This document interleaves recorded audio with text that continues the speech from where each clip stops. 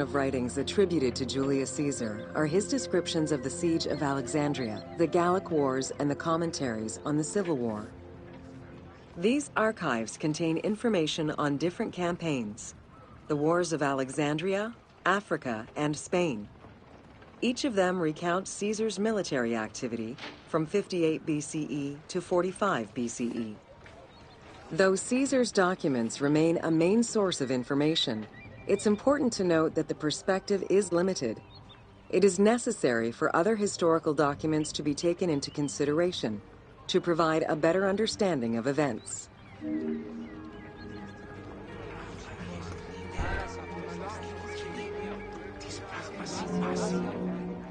The Siege of Alexandria closely relays the events of the Civil War that led up to the event and describes how Caesar was besieged in the palace of the Ptolemies.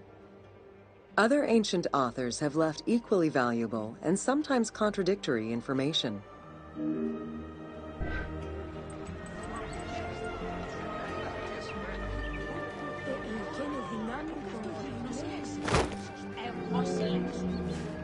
In the events leading up to the Siege of Alexandria, Cleopatra VII and her brother were fighting over control of Egypt.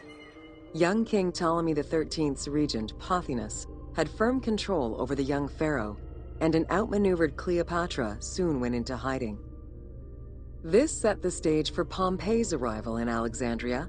Having lost his battle against Caesar in 48 BCE, the Roman general turned to his allies, the Egyptians, for safe harbor. But on the advice of Pothinus, Ptolemy XIII had Pompey assassinated in the hopes of earning Caesar's favor. This would turn out to be a most unfortunate decision.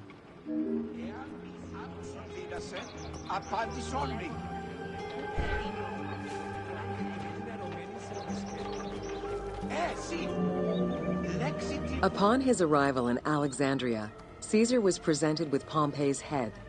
The sight of a Roman murdered by Egyptians did not sit well with him. Caesar made his displeasure clear, ordering the return of Cleopatra, and for the siblings to resolve their differences and resume their co-rule of Egypt, as per the will of their father. Neither Pothinus nor Ptolemy XIII wished to accede to this demand.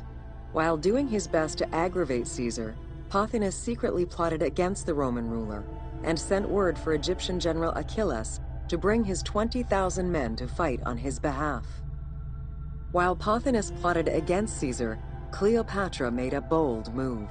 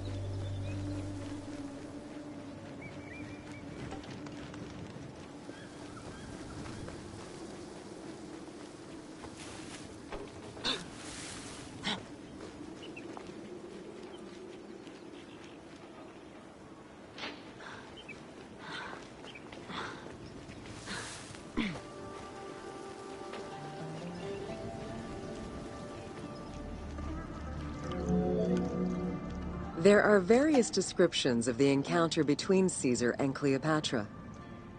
One report states that she snuck into the palace alone at night. Another account claims she was accompanied by an ally and was brought inside the palace wrapped in a carpet bag. Though exactly what happened at this fateful meeting is up for debate, what is known is that Cleopatra met with Caesar and earned his approval. Pothinus and Ptolemy XIII were most vexed with this turn of events.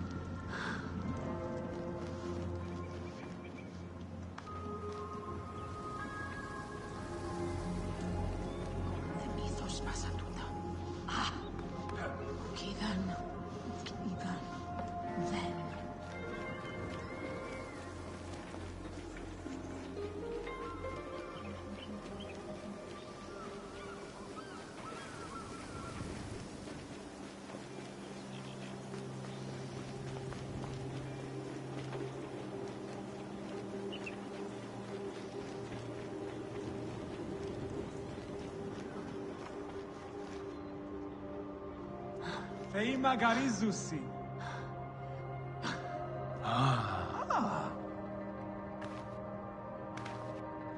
Συνείδεστε, φίλοι!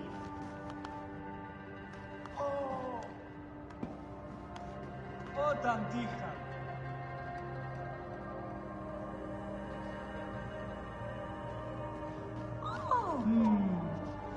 Χάρμα!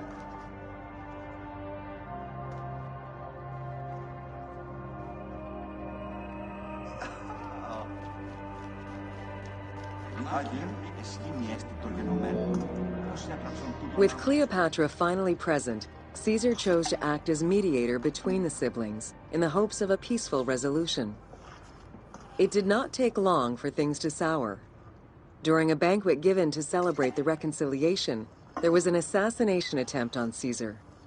It was the Roman leader's own barber who thwarted the attack. Once it was revealed that the king's regent, Pothinus, had ordered the attack, Caesar had him executed. He then placed the young king under guard.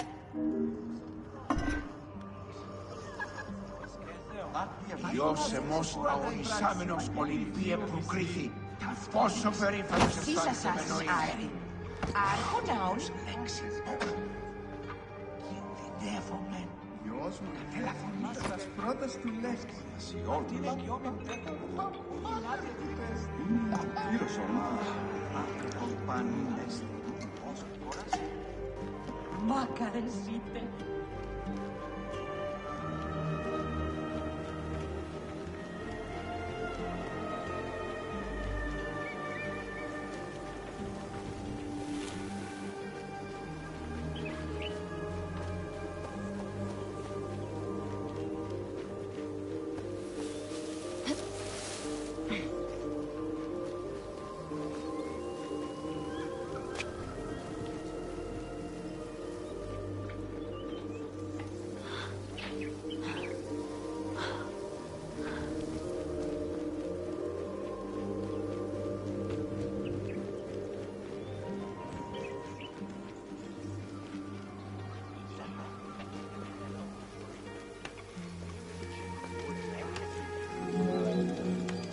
Caught within the palace with roughly 4,000 troops, and with the knowledge that the arrival of enemy forces was imminent, Caesar sent for help from Syria, Rhodes, and Cilicia.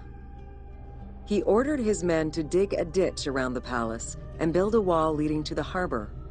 This would ensure Caesar's access to the sea. When Egyptian General Achilles arrived in the city with 20,000 men, the battle for Alexandria began.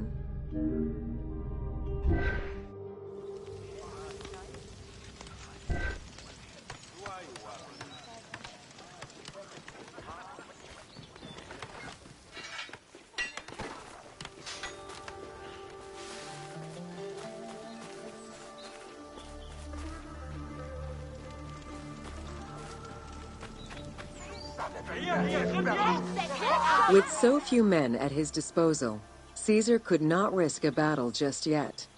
He sent ambassadors to Achilles in the name of Ptolemy to propose a truce. Knowing that the orders did not come from the young king, and angered by the pharaoh's imprisonment, Achilles had the messengers assassinated. With Caesar confined within the palace, Achilles positioned his troops around the city. Skirmishes broke out throughout the streets of Alexandria and went on for several days and nights. Though they were outnumbered, Caesar's men were able to hold the enemy back. This prompted Achilles' next move: capture the Roman fleet stationed in the harbor.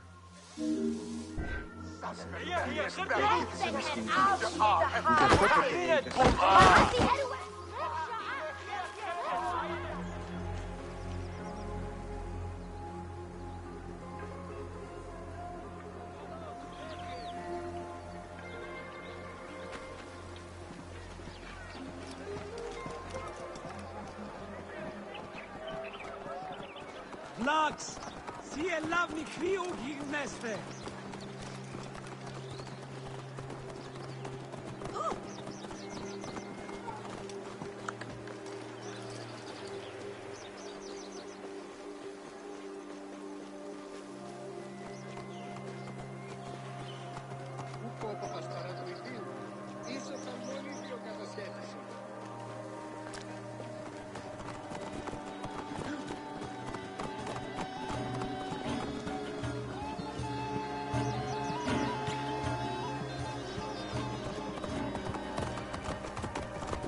Οφθαλμής γαρ, δια νέα νέο γη.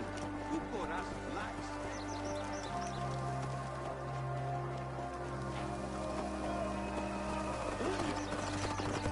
Τούτον ελάβνη ούγες. Είναι πολύ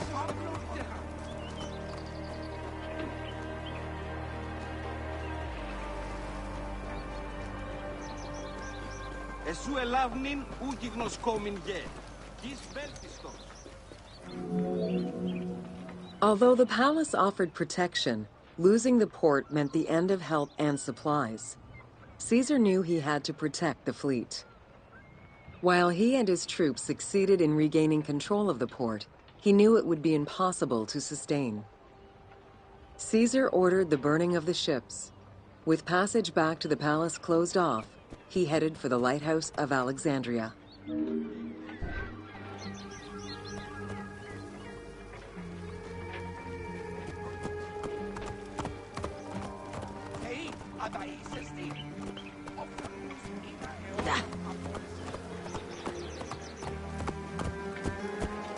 Παύλε, αμελή άνθρωπε, πού κοράν δίλασε.